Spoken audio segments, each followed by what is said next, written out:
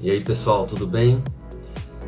Essa igreja para mim é exatamente o que está no texto que dá nome para nossa igreja, que é lá em Atos 2:42, onde mostra que os irmãos daquela comunidade cuidavam uns dos outros, ninguém passava necessidade, tinham apoio, tinham suporte.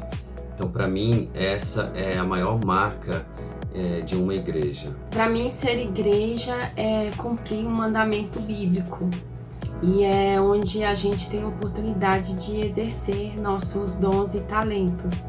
E na 242 a gente encontrou esse tipo de igreja, uma igreja verdadeira. A gente está ali perto de uma comunidade, pessoas mais pobres, então a gente também tem visto isso como uma grande oportunidade e então é uma preocupação que existe também na 242.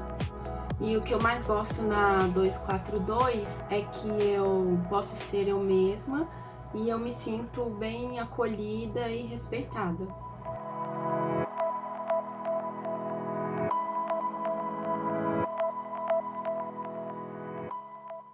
Bom dia, pessoal. Tudo bem? Então nós estamos dando início agora a mais uma transmissão dos nossos cultos. E durante esses próximos cultos, como foi no culto passado, nós estamos olhando para uma nova série de mensagens que tem como foco as disciplinas espirituais. E particularmente essa série tem me levado a pensar no papel central que a palavra de Deus deve desempenhar em nossas vidas. O que nós vamos fazer aqui agora, após esse período de louvor, nós vamos ter um tempo onde nós vamos ouvir uma ministração da palavra. E isso é muito importante. Mas assim como nós ouvimos na semana passada, isso é só uma parte. A palavra precisa ser algo frequente em nossas vidas. Cada um de nós precisa se exercitar nessa prática tão vital. Algo que eu fiquei pensando durante toda essa semana foi sobre quais as vozes que eu ouço. Tantas vozes. O telejornal, as dificuldades, a voz do vizinho, a voz das pessoas, as minhas vozes interiores. Mas eu preciso confrontar todas essas vozes com a voz da palavra de Deus. E a voz da palavra de Deus precisa falar mais alto em nossas vidas. Então eu gostaria de orar nesse início de transmissão para que esse tempo onde você está ouvindo a palavra, onde você está louvando ao Senhor na transmissão desse culto, seja um tempo especial, mas que ele não seja o único tempo que você gasta com Deus na sua semana. Eu gostaria de orar com você. Senhor, muito obrigado, porque nós podemos parar e cultuar o Senhor, mesmo sendo um culto online, onde nós estamos distantes fisicamente, mas nós podemos estar juntos no mesmo espírito, no mesmo coração. Eu oro para que esse tempo seja um tempo especial, onde a Tua palavra ministre aos nossos corações. Mas eu oro para que não seja o único tempo na nossa semana. Que cada um de nós consiga, em meio à correria, em meio a tantos afazeres, em meio às preocupações, em meio a tantas vozes, parar para ouvir a Tua voz. E essa seja a voz que fale mais alto nos nossos ouvidos, mais alto no nosso coração, a voz que nos guia. Em nome do Teu Filho Jesus, Pai. Amém. Olá pessoal, eu sou a Alessandra e tô aqui pra gente conversar um pouquinho sobre o Outubro Rosa.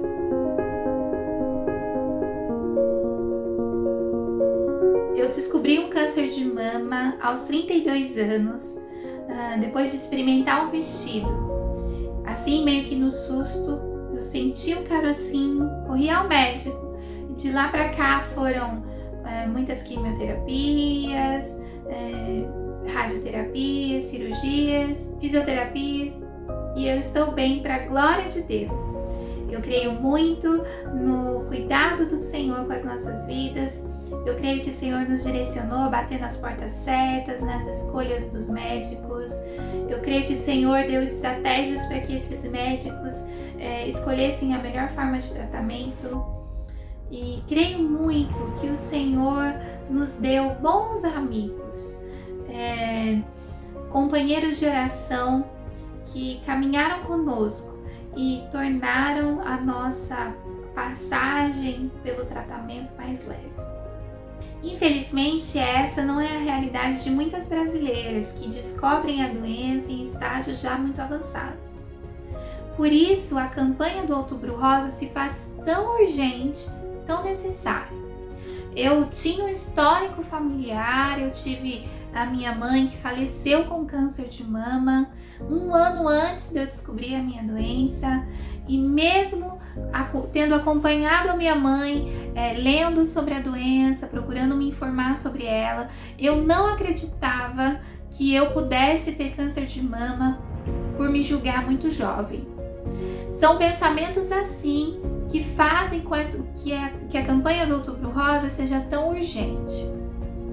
Ela estimula com que a gente converse sobre a doença, ela estimula que as mulheres façam o autoexame das mamas e procurem um médico regularmente. Ela também tenta nos livrar dos preconceitos que existem sobre a doença. Juntos, fazendo o autoexame das mamas, conversando sobre a doença, tirando esse estigma que existe sobre ela, a gente pode sim vencer o câncer de mama. Quando ele é descoberto logo no início, o prognóstico de cura é muito bom e o tratamento para a doença é mais leve. E você aí, tem feito o autoexame das mamas? Como que tá o seu autocuidado?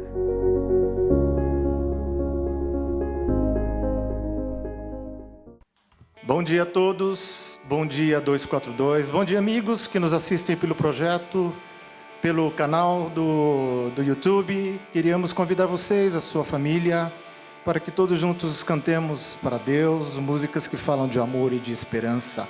Cante junto com a gente. Deus abençoe nesse domingo maravilhoso.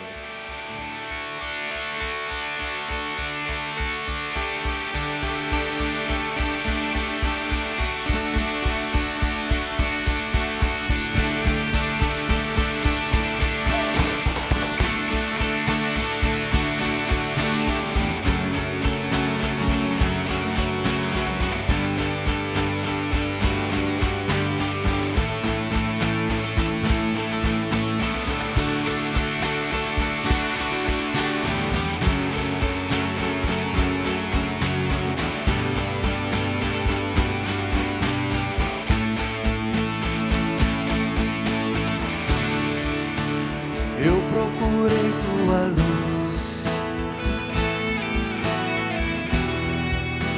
sabes o quanto vaguei.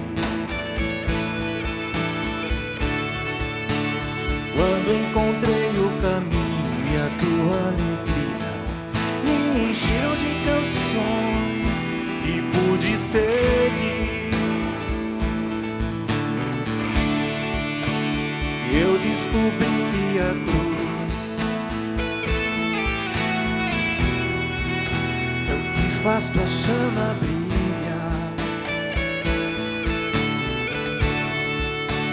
Lenho perene que aquece o fogo divino, sinaliza um perdido lugar onde te encontrar.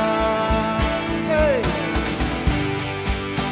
Estrela da manhã, brilhas como um sol, corróis a escuridão. Jesus és meu farol. Estrela da manhã, brilhas como um sol, corróis a escuridão. Jesus és meu farol.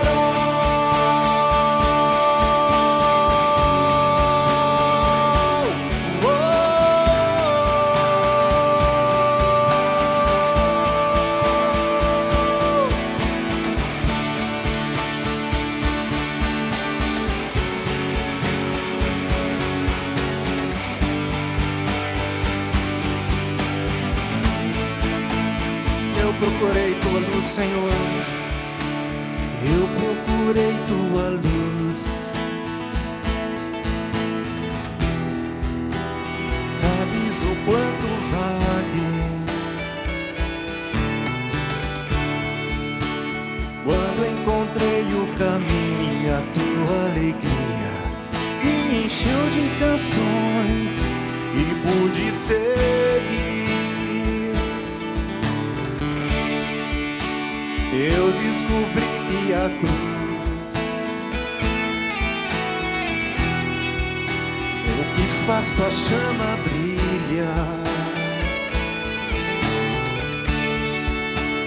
Lenho perene que aquece o fogo divino, sinaliza o perdido lugar onde te encontrar. Estrela da manhã, tu brilhas como o sol, corróis a escuridão, Jesus és meu farol. Estrela da manhã, tu brilhas como o sol, corróis a escuridão, Jesus és meu farol.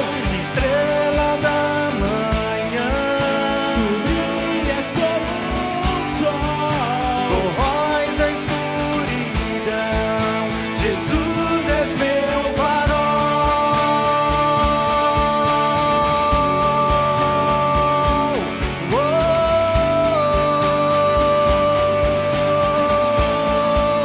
Jesus és meu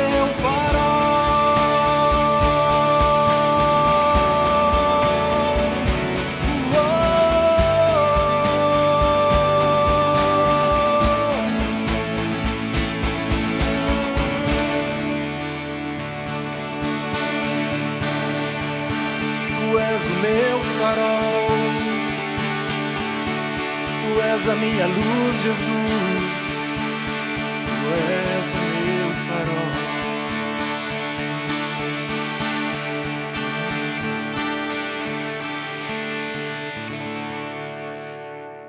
Isaías 40:31 diz isto: Mas os que esperam no Senhor renovarão as suas forças, subirão com asas como águias, correrão e não se cansarão, caminharão e não se fatigarão. Que você esteja correndo com o Senhor, porque você não irá cansar.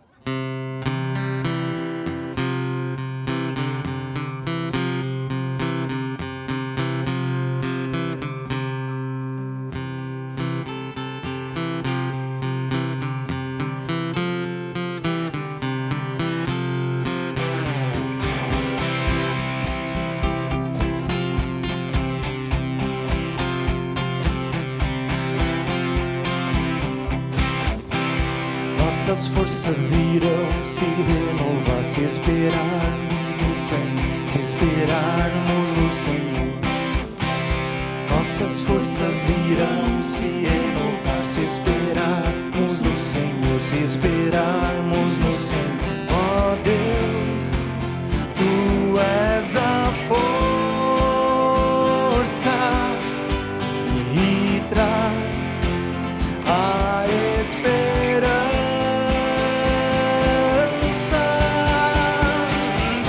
Pois só Tu és o eterno Deus, Tu és o eterno Deus, e nunca irá deixar Teus filhos. Tu és o nosso defensor, o Deus consolador, nos ergue quando estamos fracos.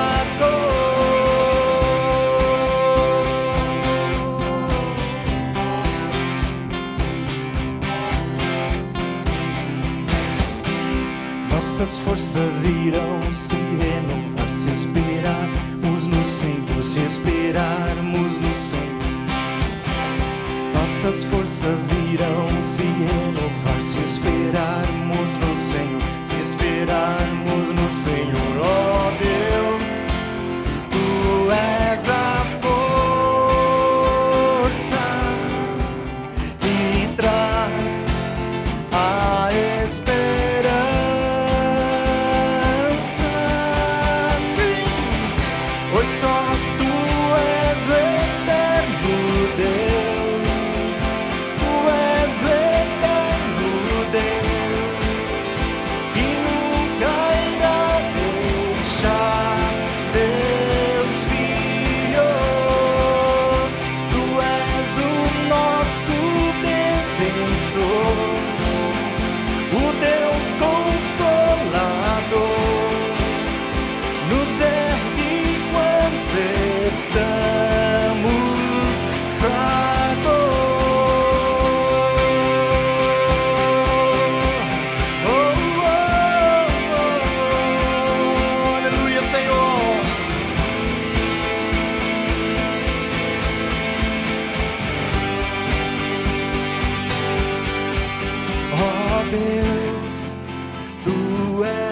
a força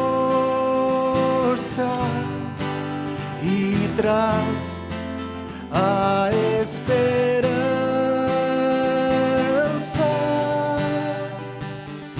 pois só tu és o eterno Deus, tu és o eterno Deus, e nunca irá deixar teus filhos.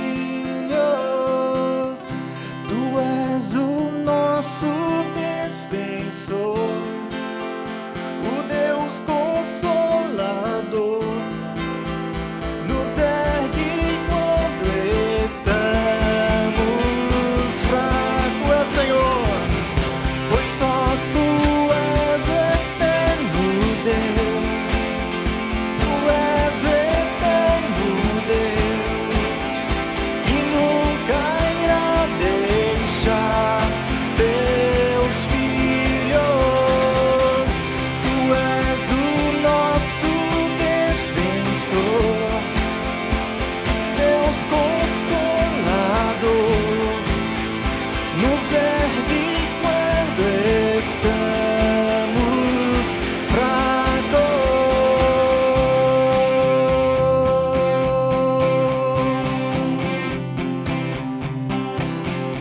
Aleluia, Senhor.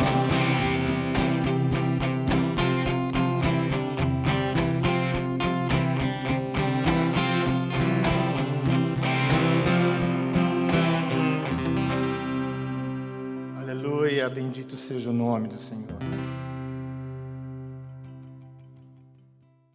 Bom dia! Estamos reunidos mais uma vez para ouvirmos juntos a palavra do Senhor e refletirmos naquilo que Deus tem para nós. E eu gostaria de, nesta manhã, ler o texto e convidar você, se você tem uma Bíblia ou se você quiser acompanhar a leitura, vai ser em Marcos capítulo 2, versículos 23 ao versículo 28. E diz assim: Certo sábado, Jesus estava passando pelas lavouras de cereal. Enquanto caminhavam, seus discípulos começaram a colher espigas. Os fariseus lhe perguntaram: Olha, por que eles estão fazendo o que não é permitido no sábado? Ele respondeu: Vocês nunca leram o que fez Davi quando ele e seus companheiros estavam necessitados e com fome? Nos dias do sumo sacerdote Abiatar, Davi entrou na casa de Deus e comeu os pães da presença, que apenas aos sacerdotes era permitido comer, e os deu também aos seus companheiros. E então lhes disse: O sábado foi feito por causa do homem, e não o homem por causa do sábado. Assim, pois, o Filho do Homem é Senhor até mesmo do sábado. Há muitos anos eu li uma paródia de uma porção bíblica. Então, trata-se de uma paródia de um texto bíblico. Eu espero não ofender ninguém ao ler essa paródia hoje, mas você vai possivelmente entender o motivo pelo qual eu lerei a paródia. Diz o seguinte: você vai rapidamente reconhecer também o texto bíblico acerca do qual essa paródia foi feita. O relógio é meu ditador, não descansarei. Ele me faz deitar somente quando estou exausto e me leva à depressão profunda, persegue a minha alma. Ele me leva a círculos de frenesi por amor das atividades. Mesmo que eu corra freneticamente de tarefa em tarefa, não conseguirei fazer tudo, pois o meu ideal está comigo. Prazos e minha carência por aprovação me conduzem. Eles requerem meu desempenho, além dos limites de minha agenda. Eles ungem minha cabeça com enxaquecas. Minha caixa de entradas transborda. Certamente, a fatiga e a pressão do tempo me acompanharão todos os dias da minha vida e eu habitarei nas amarras da frustração para sempre. Evidentemente, você deve ter identificado o salmo acerca do qual essa paródia foi feita. Quão diferente a paródia é do salmo verdadeiro, o Salmo 23. E qual é a diferença? Basicamente tudo foi alterado aqui. Mas nós podemos pensar, tudo que foi alterado aqui, na verdade, é devido a apenas o início deste salmo.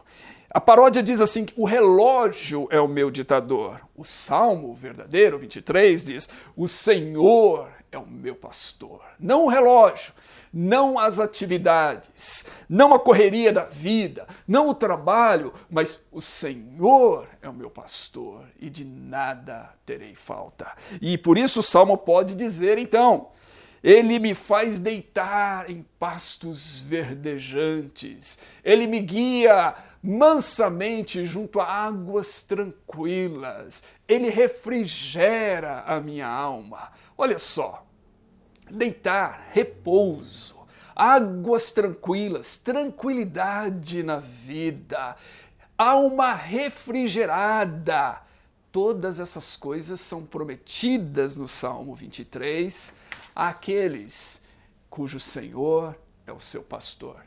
Tão diferente, novamente, da paródia que coloca o relógio como o meu ditador, como aquele que governa a minha alma, ou então nós poderíamos dizer o trabalho como o meu ditador, como aquele que conduz a minha vida.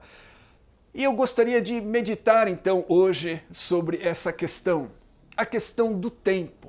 O que é que governa a nossa existência? O que é que governa as nossas vidas? Na semana passada nós falamos sobre o templo e eu disse que a espiritualidade judaica estava muito ligada à questão do templo, e o templo não como um espaço físico, muito embora o templo físico era importante para os judeus e a sua religião, mas no Novo Testamento nós percebemos que há uma nova perspectiva, há uma nova ideia acerca daquilo que é importante do templo. Então o templo como o lugar da habitação de Deus. A nossa espiritualidade está intimamente ligada com esse senso da presença de Deus, e esse senso da presença de Deus se torna maior para nós quando nós nos reunimos juntos como igreja para louvar e para adorar e para buscar a face de Deus em comunidade, como corpo local. Hoje eu quero falar sobre o outro aspecto da espiritualidade judaica, talvez o mais importante até mesmo que o próprio templo. Que aspecto é esse? É o aspecto do tempo. E esse aspecto do tempo na espiritualidade judaica, ele se reflete exatamente na questão daquilo que nós lemos nesse texto aqui, o sábado. Mas antes de chegarmos lá, deixa eu comentar algumas coisas importantes para que nós possamos refletir na importância do tempo em nossa espiritualidade. Nós vivemos num mundo cada vez mais conectado. Um mundo, na verdade, onde nós estamos hiperconectados. Todos nós estamos cercados de conexões. Às vezes nós paramos e sentimos talvez falta daquela época em que ninguém podia nos encontrar, em que nós podíamos tirar uma soneca, descansar, fazer alguma coisa sem que fôssemos incomodados por um chamado de um celular ou por alguém que, se o nosso celular está desligado, encontrou alguém perto de nós com o celular ligado para trazer um recado para nós e para nos incomodar. A verdade é que nós vivemos um mundo cada vez mais cheio de conexões e nós somos sugados por essas conexões. Então, o próprio trabalho desse mundo hiperconectado se tornou muitas vezes um trabalho remoto. E o trabalho remoto é um trabalho onde não existe tempo para começar e não tem tempo para terminar. Durante a pandemia, muitas pessoas que louvaram a Deus pela possibilidade de ficarem em seus lares, não demorou muito para elas perceberem que existe também aí um outro aspecto do home office, do trabalho em casa, do trabalho no lar, que é justamente isso. Você não tem tempo para acabar, não tem tempo para terminar. Então, nossa vida hiperconectada tem gerado, no entanto, surtos de problemas psicológicos, de ordem psicológica. Nós vivemos na era do estresse, nós vivemos num mundo onde a depressão se tornou um dos grandes males do nosso tempo. Nós vivemos num tempo de esgotamento físico, pessoas esgotadas. A palavra burnout, que é uma palavra inglesa, se tornou cada vez mais conhecida nos vocabulários do mundo inteiro. Nós vivemos numa era de tanta conexão, no entanto, de tamanha solidão. As pessoas estão hiperconectadas, as pessoas estão nas redes sociais, elas têm centenas ou milhares de seguidores e nunca se viu tantas pessoas reclamando do senso de solidão. Nós vivemos numa era da ansiedade, uma das coisas que mais cresce hoje em dia e que mais ocupa talvez os divãs e as sessões de terapia é justamente pessoas reclamando desse mal que tem sido a ansiedade, pessoas ansiosas acerca de tudo. Então todas essas coisas são sintomas, na verdade, da nossa época. Da época que alguém já chamou de a sociedade do desempenho e do cansaço. Essa é a sociedade do desempenho. Nós somos pressionados a desempenhar. Na verdade, se a gente não desempenhar, a gente não é ninguém. Nós temos que provar o nosso valor, a nossa habilidade. Nós temos que nos provar diante desse mundo hoje. Mas a era e a sociedade do desempenho também é a sociedade do cansaço. E nós podemos justificar tudo isso dizendo que nós precisamos do nosso emprego, afinal de contas o trabalho e o emprego está cada vez mais disputado em nosso mundo. Nós precisamos ganhar dinheiro para pagar as contas e sustentar nossas famílias. Nós precisamos garantir um bom futuro para nós mesmos e para os nossos filhos. No entanto, temos que nos perguntar, será que vale a pena tão alto custo pago? Será que vale a pena tudo isso que nós estamos investindo quando isso tem roubado de nós algumas das coisas mais preciosas e dentre elas a nossa própria saúde e sanidade mental e emocional? Então nós temos que avaliar essa questão do tempo e o valor do tempo. E o interessante é que a Bíblia, esse livro de Deus, de uma sabedoria não só milenar, mas eterna, a Bíblia nos ensina a lidar com essa questão. Deus que nos fez e nos criou, nos ensina a lidar com essa questão. Ele nos mostra o que é que nós estamos negligenciando. E o que é que nós estamos negligenciando? Em uma única palavra, nós estamos negligenciando o Shabat, o sábado. Literalmente, o cessar de trabalhar, a pausa, o descanso, aquilo que a Bíblia ensina desde Gênesis e que, se nós acompanharmos a narrativa das Escrituras e uma teologia bíblica, é possível que a gente encontre que o nosso destino final é o sábado na presença de Deus, é o descanso eterno, é o descanso que ainda nos aguarda no futuro. Então, o Shabat, esse sábado, esse cessar as atividades, é uma coisa tão importante e, no entanto, tão negligenciada.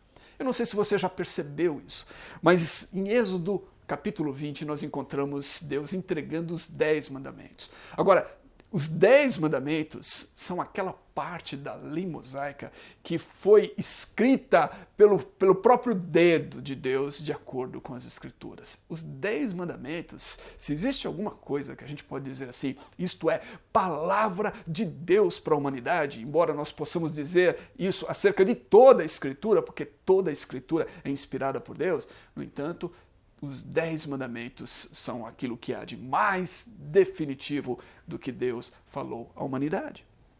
Então, nos 10 mandamentos, a gente vai encontrar lá que o 4º mandamento, em Êxodo capítulo 20, é justamente aquele mandamento que lida a respeito do sábado. E eu vou ler aqui, Êxodo 20, versículos 8 a 11. Diz assim: lembra-te do dia de sábado para santificá-lo. Trabalharás 6 dias e neles farás todos os teus trabalhos, mas no 7º dia, ou o 7º dia é o sábado dedicado ao Senhor, o teu Deus. Nesse dia não farás trabalho algum, nem tu, nem teus filhos ou filhas, nem teus servos ou servas, nem teus animais, nem os estrangeiros que morarem em suas cidades. Pois em 6 dias o Senhor fez os céus e a terra, o mar e tudo que neles existe. Mas no 7º dia descansou. Portanto, o Senhor abençoou o 7º dia e o santificou. Então esse é o quarto mandamento. Se você pegar os mandamentos, você vai perceber que esse é o mais longo de todos. Talvez haja até uma indicação aí do porquê Deus teve que detalhar tanto aquilo que ele esperava de nós nesse quarto mandamento. Nós vamos falar um pouquinho mais sobre o mandamento, mas deixa eu ler uma outra parte da lei mosaica onde o mandamento é repetido. Está lá em Deuteronômio capítulo 5, no versículo 15, é uma repetição dos mandamentos, só que o texto de Deuteronômio é um pouquinho diferente, ele não é tão longo quanto o texto de Êxodo 20, e ele é um pouquinho diferente, e eu vou mencionar o porquê que ele é um pouquinho diferente. Olha só, Deuteronômio 5:15 diz assim: lembra-te que foste escravo no Egito e que o Senhor, o teu Deus, te tirou de lá com mão poderosa e com braço forte.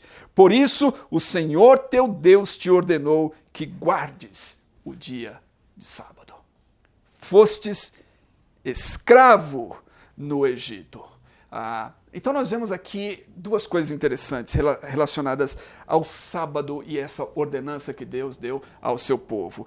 O sábado está ligado em Êxodo à criação, ao fato de que Deus criou o mundo em 6 dias e no 7º dia ele descansou. O sábado está ligado em Deuteronômio à redenção, está ligado ao fato de que o povo foi escravo, mas Deus libertou o povo com a sua poderosa mão. Então, esses dois temas, criação e redenção, estão ligados ao sábado nas Escrituras e nos mandamentos mosaicos. É interessante notar que quando a gente fala isso, e eu sei que é possível que você me ouvindo aí vai falar assim, você quer dizer que nós temos que guardar os sábados igual os judeus? Ou então igual a alguns grupos religiosos dos nossos dias que guardam literalmente o dia de sábado? Não é isso que eu quero dizer. Eu realmente não quero dizer isso. Mas eu quero dizer que nós temos que prestar atenção naquilo que a Bíblia diz acerca do repouso, acerca do descanso, acerca de pausas, acerca do fato de que nós não devemos viver as nossas vidas para o trabalho. E é por isso que eu escolhi aqui o texto de Marcos capítulo 2, onde Jesus tem um momento ali com os seus discípulos, que os fariseus veem Jesus e os seus discípulos, e os discípulos de Jesus estão colhendo espigas, e eles estão pegando essas espigas e estão comendo as espigas. É importante a gente lembrar que não havia absolutamente nada de errado nesse fato. Ao passar por um campo de espigas, qualquer judeu naquela época podia pegar as espigas ou pegar uma fruta, um fruto, alguma coisa assim, e comer. A lei tinha provisões para isso. Era totalmente legal uma pessoa colher algo num campo que não era dele, que não lhe pertencia, mas era totalmente legal a pessoa pegar algo, colher aquilo que ele podia comer. O que a lei não permitia era justamente alguém ir lá com uma sacola, encher a sacola de frutos ou de espigas e levar para casa ou levar para algum lugar e vender isso. Mas alguém com fome, passando por um campo, tinha legalmente a providência da lei de que poderia fazer isso. Então é isso que os discípulos estavam fazendo, eles estavam seguindo aquilo que a lei permitia fazer. No entanto, isso estava acontecendo no dia do sábado. E no dia do sábado, isso não era permitido, porque não era permitido você trabalhar no dia do sábado, eles estavam colhendo espigas, não era permitido você preparar seu alimento, eles não só estavam colhendo as espigas, mas eles estavam também tirando, né, dessas espigas o próprio milho, então era uma forma de preparar a sua própria alimentação, e isso não era permitido, eles estavam quebrando ali o mandamento do sábado em suma. E aí os fariseus questionam Jesus acerca disso. E na resposta que Jesus dá, primeiro Jesus traz a situação e quando Davi e os seus homens estavam com fome e eles entraram então no templo, ou não era o templo, na verdade não havia templo na época, mas era o lugar onde estava a arca e onde estava o sacerdote, e ali havia os pães da presença, que eram os pães que eram colocados diante da presença do Senhor, e que somente os sacerdotes podiam se alimentar desses pães. E Davi, então, solicitou esses pães para dar aos seus homens, e eles comeram porque eles estavam com fome no dia de sábado. Então Jesus diz, olha, vocês não ouviram o que Davi fez naquela situação? E aí a partir disso, Jesus diz algo extraordinário para os fariseus. Talvez a gente não entenda tão bem hoje, mas os fariseus, e naquela época de Jesus, isso era algo extraordinário. O que ele disse? Jesus disse assim: o sábado foi feito por causa do homem, e não o homem por causa do sábado. Assim, pois, o Filho do Homem é Senhor até mesmo no sábado. E os fariseus, evidentemente, pensaram que Jesus estava blasfemando, principalmente quando ele diz essa última parte, que o Filho do Homem é Senhor até mesmo do sábado. Primeiro, Jesus está se identificando aqui como Filho do Homem, como aquele que haveria de vir nas promessas e nas profecias do Velho Testamento. Segundo, Jesus está dizendo que ele é Senhor acima do sábado, que ele está acima do sábado que foi instituído por Deus. Certamente Jesus está se equiparando a Deus aqui, o que era algo terrível para os fariseus.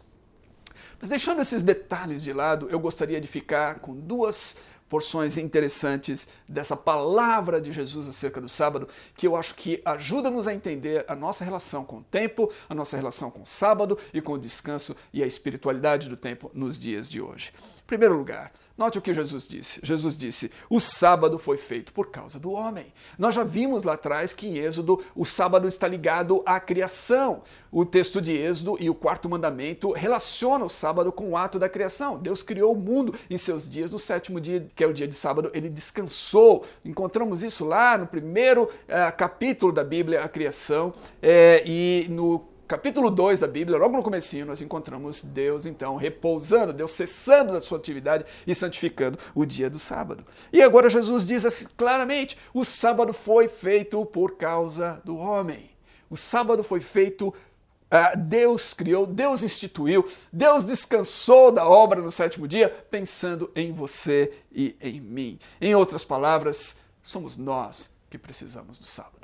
Somos nós que precisamos do descanso. A pausa, o descanso é uma necessidade nossa como seres humanos. O Deus que nos criou, nota a ligação do sábado com a criação. O Deus que nos criou, o Deus que criou-nos a sua imagem e semelhança é o Deus que instituiu o sábado para o descanso, porque Ele sabe dos nossos limites. O sábado foi feito por causa de nós, da nossa necessidade, dos nossos limites. E quando nós negligenciamos isso, na verdade, nós estamos indo contra a criação de Deus, contra o modo como Deus nos criou, contra a sabedoria de Deus na criação. Quando alguém diz assim, não, eu não posso fazer isso, eu não posso parar, eu não posso descansar. Dias atrás eu postei alguma coisa sobre o sábado no Instagram e alguém comentou lá e falou, olha, é fácil você dizer isso daí, porque você é um pastor, eu quero ver se você estivesse na minha pele, tendo que trabalhar e ralar o dia inteiro, né? E a pessoa estava reclamando assim, mas pensa bem, Deus não instituiu o sábado para pastores, Deus não instituiu o sábado para sacerdotes, Deus não instituiu o sábado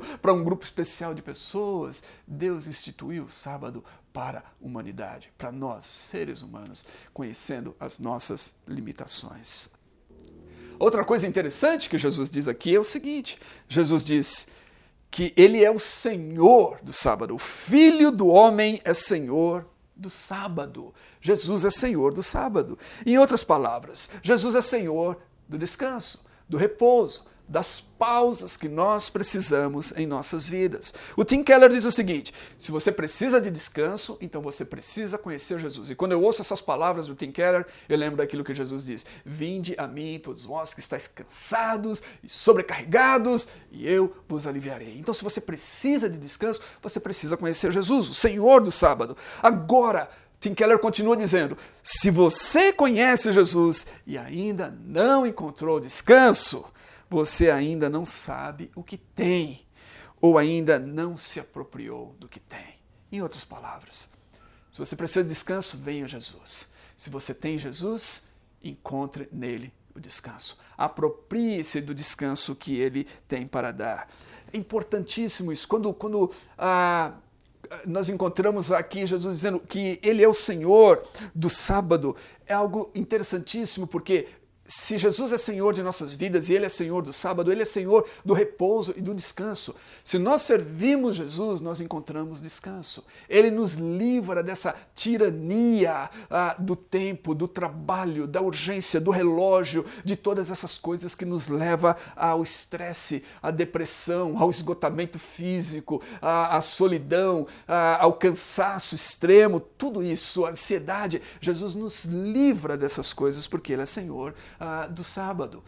Isso liga exatamente a Deuteronômio capítulo 15. Aqui nós encontramos o sábado conectado não à criação, mas à redenção. Jesus veio para nos redimir, para nos resgatar. E é isso que o texto de Deuteronômio capítulo 15 diz acerca do sábado. Ele diz assim: lembre-te de que foste escravo no Egito, e o Senhor, o teu Deus, te tirou de lá com poderosa mão e braço forte.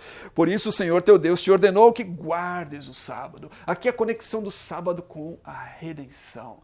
Jesus é o Senhor do sábado. Ele veio para nos tirar desse peso, para nos libertar dessa tirania. Ele veio para dar descanso para as nossas almas. Em Jesus nós encontramos o quê? Liberdade. E o sábado conectado à redenção diz respeito exatamente a um ato de liberdade. A um ato de liberdade no sábado conectado à redenção. Nós estamos declarando basicamente que nós não somos mais escravos. Note, os escravos não tinham dia de descanso. Os escravos não podiam se dar ao luxo de parar para descansar um dia da semana ou qualquer coisa assim. Escravos naquela época no Egito tinham que trabalhar o tempo todo, praticamente. Eles tinham tempo somente para dormir, mas o restante eles não tinham dia de folga. Jesus está dizendo, no entanto, que nós somos livres. Nós podemos ter um dia de descanso, nós podemos ter um dia para parar, para cessar as nossas atividades. Nós não somos escravos, nós somos livres. E se nós não estamos conseguindo parar de trabalhar, então o que isso quer dizer acerca de nossas vidas? Talvez isso esteja dizendo que nós estamos nos tornando escravos do nosso trabalho. Sábado é um ato de submissão. Se Jesus é Senhor do sábado e nós reconhecemos que Jesus é Senhor de nossas vidas, nós nos submetemos então a Jesus, que nos chama para descansarmos nele, para encontrarmos repouso por meio dele. É uma pausa para descanso. É tão interessante isso porque Jesus nos dá o exemplo. Assim como Deus no Velho Testamento e na criação nos dá o exemplo ao descansar no 7º dia da criação, Jesus nos dá o exemplo também no seu ministério. No mesmo livro de Marcos, no capítulo 6, no versículo 31, nós encontramos o seguinte, diz: havia muita gente indo e vindo a ponto de eles não terem tempo para comer. Jesus lhes disse: venham comigo para um lugar deserto e descansem um pouco. E mais adiante nós vamos encontrar que Jesus e os seus discípulos se retiravam do meio da agitação e Jesus ainda se afastava dos seus discípulos para orar. Ou seja, Jesus nos dá o exemplo. Ele convida os seus discípulos para saírem da agitação, para saírem desse momento em que eles não têm tempo sequer para ter uma vida saudável, não tinham tempo para comer no meio de toda aquela agitação. E Jesus fala assim, vamos sair, vamos encontrar um lugar para repouso, para descanso. Nós precisamos descansar. Nota, Jesus nos dá o exemplo da necessidade do descanso, da necessidade de lugares solitários, da necessidade de encontrar um momento onde nós possamos orar, onde nós possamos adorar a Deus, onde nós possamos buscar a face de Deus. Então nós precisamos de tempo de descanso, nós precisamos de tempo para conectarmos com Deus, nós precisamos fazer isso. E inclusive é interessante, Jesus disse, venham comigo. Jesus fala isso aos seus discípulos, nós precisamos de tempo para comunhão. E meus irmãos, eu quero dizer o seguinte, nesse período da pandemia, uma das coisas que eu tenho ouvido com frequência de pessoas é dizer para mim que elas não têm tempo. Nós mandamos devocionais e às vezes eu ouço alguém falar assim, eu não tenho tempo para ouvir o devocional. Eu fico pensando, você não tem tempo para ouvir 3 minutos de áudio de uma devocional? Ou então nós chamamos as pessoas para um momento, durante a semana, uma pausa, ou então, às vezes aos domingos, nós falamos, vamos nos encontrar aqui no Zoom para um momento de comunhão. Eu não tenho tempo. Ou então nós convidamos as pessoas para um dia da semana, em alguma noite, para ter um tempo de comunhão num pequeno grupo. Eu não tenho tempo. E eu encontro até pessoas dizendo que não tem tempo sequer de assistirem os cultos que nós gravamos e colocamos online. Então eu fico perguntando, como é que está a vida de alguém que não tem tempo para repousar, para descansar, que não tem tempo para se conectar com seus irmãos e com a sua família da fé, que não tem tempo para orar, que não tem tempo para adorar a Deus, que não tem tempo para ouvir a palavra de Deus. Como é que está a espiritualidade de uma pessoa assim? Eu acho que não está muito boa. A nossa espiritualidade está intimamente ligada com o tempo.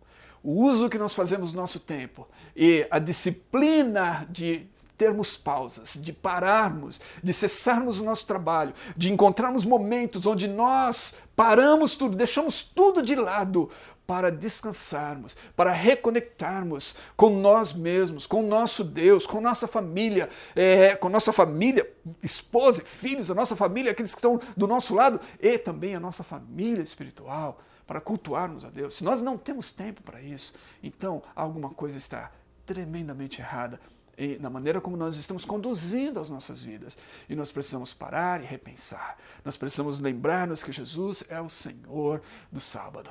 Nós precisamos lembrar que o sábado está ligado a uma necessidade nossa. Foi feito para nós. Nós temos necessidade de descanso e de repouso. Nós precisamos lembrar que o sábado está ligado à redenção. Nós não somos mais escravos. Não devemos viver como escravos, mas como seres livres e encontrar então o descanso que Jesus tem para nós. A espiritualidade cristã é uma espiritualidade do tempo.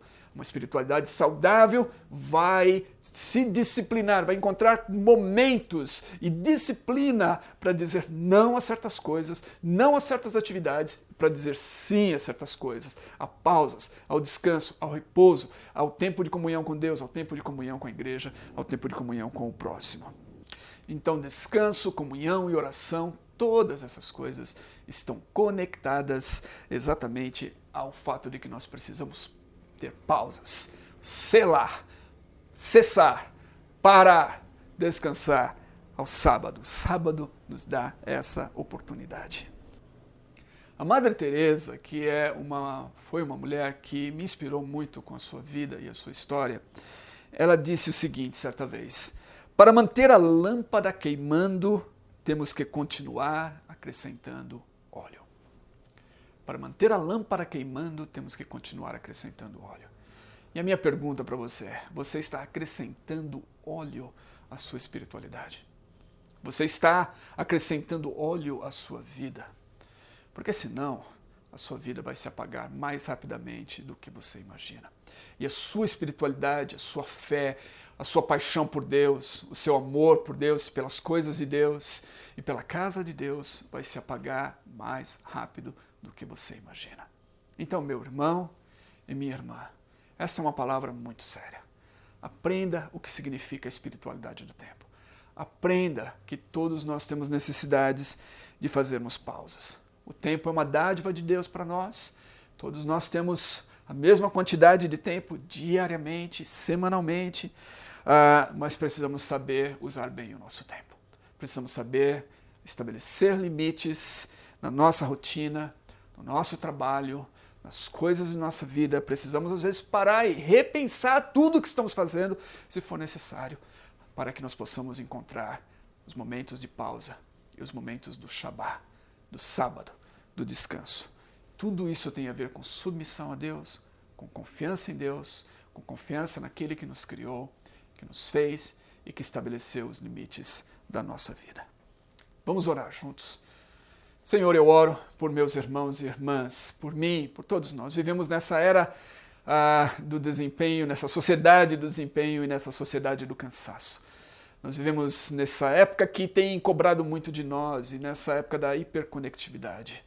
E o trabalho e as demandas da vida e a vida, inclusive, cada vez mais urbana nas grandes cidades, da qual nós fazemos parte. E o mundo está talvez cada vez mais urbanizado. Exige de nós tanto. E, no entanto, Senhor, eu peço que o Senhor nos ajude. Ajude-nos a termos disciplina. Ajude-nos a dizermos não para certas coisas e sim para outras. Ajude-nos a priorizarmos o Shabá, o descanso, o dia do repouso, o dia de cessar atividades, para que nós possamos reconectar com a nossa alma, com o Senhor, que é o Senhor de nossas vidas, que refrigera a nossa alma, que é o nosso pastor, a reconectar-nos através do descanso, do repouso, do lazer com as nossas famílias, esposas e filhos, de momentos de refrigério, assim também reconectarmos com a nossa comunhão com o Senhor e com a nossa família espiritual, com a nossa comunidade de fé, todas essas coisas que faziam parte da espiritualidade judaica, que fizeram parte da espiritualidade de Jesus e dos seus discípulos e que devem fazer parte de nossas vidas hoje. Eu peço que o Senhor nos ajude a viver assim, para que possamos ter vidas abundantes, para que possamos encontrar descanso para as nossas almas e refrigério e vivermos de maneira mais saudável. Em nome de Jesus e para a tua glória. Amém e amém. Que Deus abençoe a cada um de vocês e que Ele nos guie a essa vida de descanso e de pausas para a sua glória.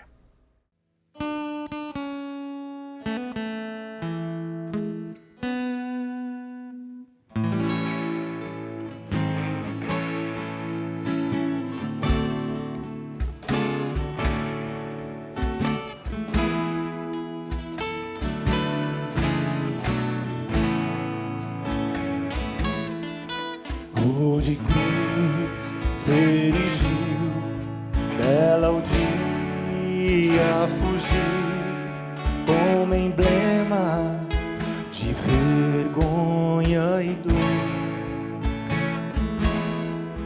Mas contemplo esta cruz, porque nela Jesus deu a vida por mim, pecador. Sim, eu amo a mensagem da cruz. Até morrer eu a vou proclamar. Levarei eu também minha cruz, até por uma coroa trocar.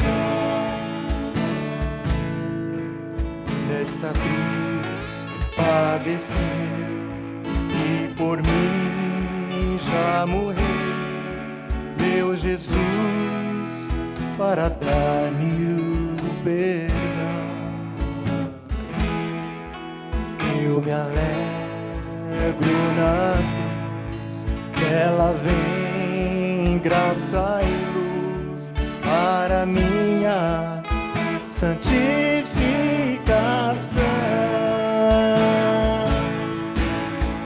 Eu amo a mensagem da cruz,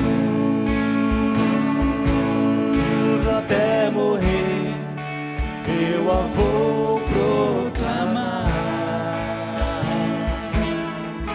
Levarei eu também minha cruz, até por uma coroa trocar. Aleluia, Senhor.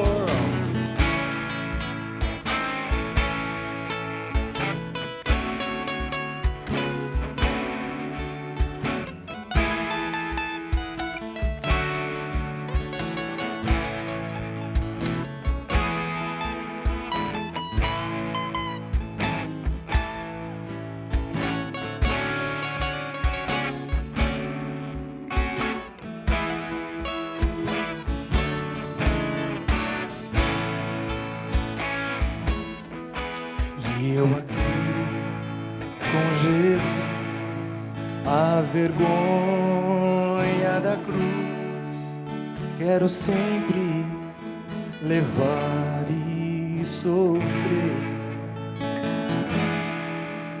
Cristo vem nos buscar e com Ele no lar uma parte da glória hei de ter. Se eu amo a mensagem da cruz, até morrer eu a vou proclamar. Levarei, Senhor,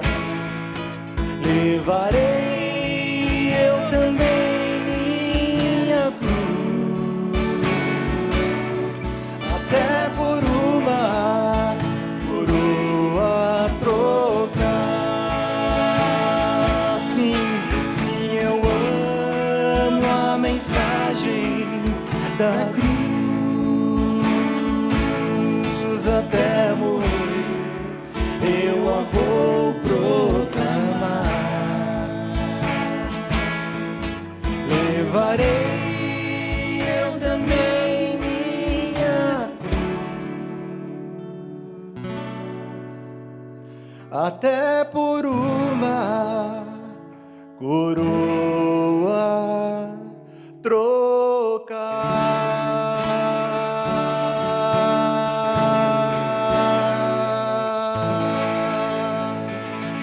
Aleluia, bendito seja o nome do Senhor. Amém. Nós estamos chegando ao final da nossa transmissão e eu gostaria de orar com você e orar agradecendo por esse tempo que o Senhor nos proporcionou. Deus, nós somos tão gratos por essa transmissão do culto. Nós somos tão gratos por cada pessoa que está dedicando seus dons e talentos envolvida para que esse culto chegue à casa de cada um de nós. Nós somos gratos ao Senhor, porque mesmo num tempo difícil, como um tempo de pandemia, isolamento, né, a Tua palavra tem nos alcançado, a Tua palavra tem vindo ao nosso encontro. E a minha oração é como foi no começo, Pai, para que o momento onde nós nos expomos à Tua palavra não seja somente esse momento de culto, né, de transmissão do culto online, mas seja uma frequente em nossas vidas, Pai. Que cada um de nós possa se empenhar, possa se dedicar, que haja uma fome em nossos corações, né, um desejo profundo de ouvir a Tua voz e por ela sermos guiados, Pai. Em nome do Teu Filho Jesus, Senhor, nós Te louvamos e Te damos graças por esse tempo. Amém. É isso, pessoal. Eu espero que você tenha um restante de dia onde a presença do Senhor seja plena na sua vida e a consciência da presença do Senhor seja plena em todos os seus momentos.